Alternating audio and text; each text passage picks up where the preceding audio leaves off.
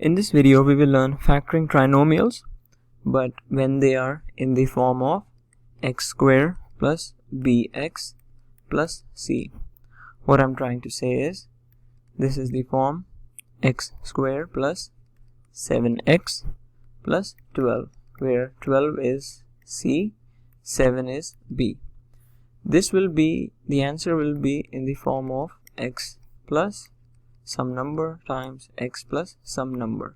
So what are these two numbers? Well, the number should be, when we multiply them, the product should be 12 and the sum should be 7. Those are the two numbers that will go over here. So we will take a look at, let's say, what are the two numbers that we multiply and we get 12. Well, 6 times 2 is 12, but it should give us 7 also when we subtract or add. 6 plus 2, that is 8. So that is not our number. We need 7 over here, not 8. So let's take a look at 3. How about 3? 3 and 4, when they multiply we get 12, and when we add them we get 7. So these two numbers will be input over here, 3 and 4. Okay, let's take a look at one more example.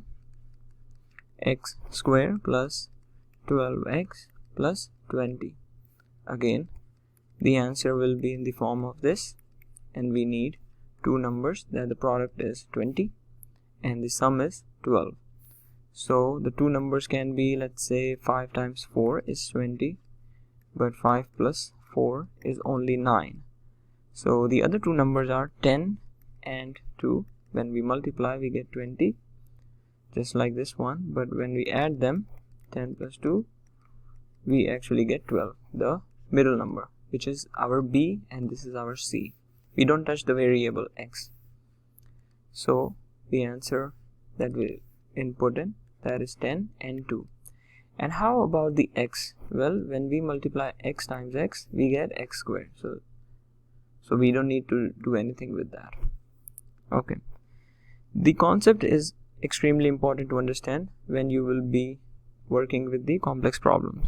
So let's take a look at two more easy problems and try to do this yourself.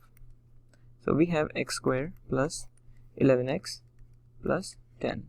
Okay, so try to find it yourself, two numbers that the product is 10 and the sum is 11. Pause the video and try it yourself, at least the first step.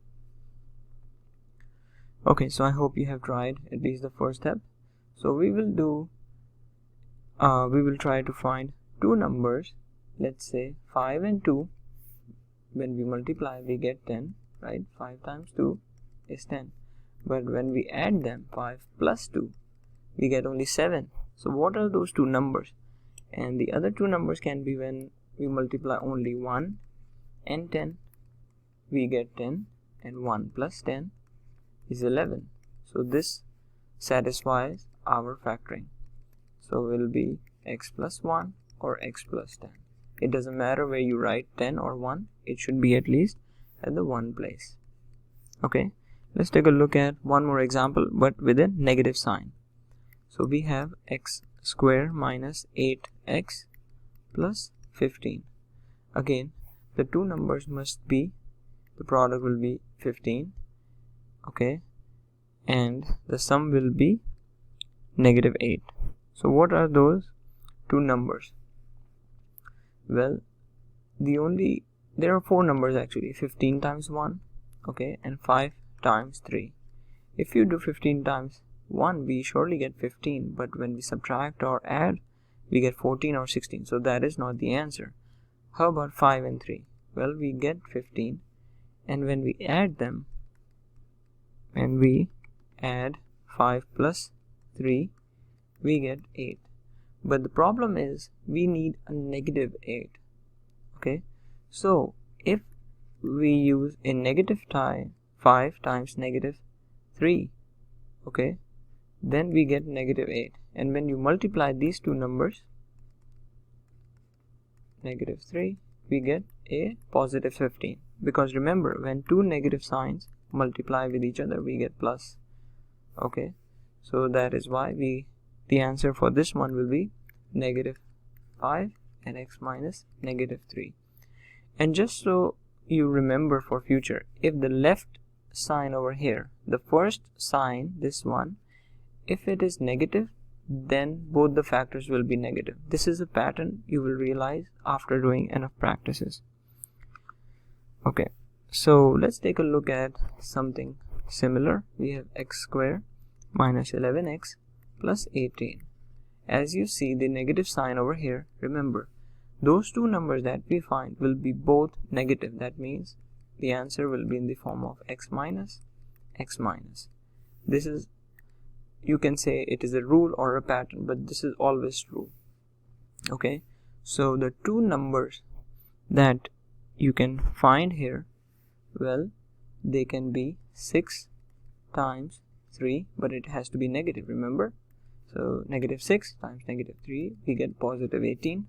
Okay, negative sign negative, we get plus. But when we add them, like negative 6, negative 3, we get negative 9. So we need negative 11. We are too short. So how about, let's say 9? We can use 9, yes.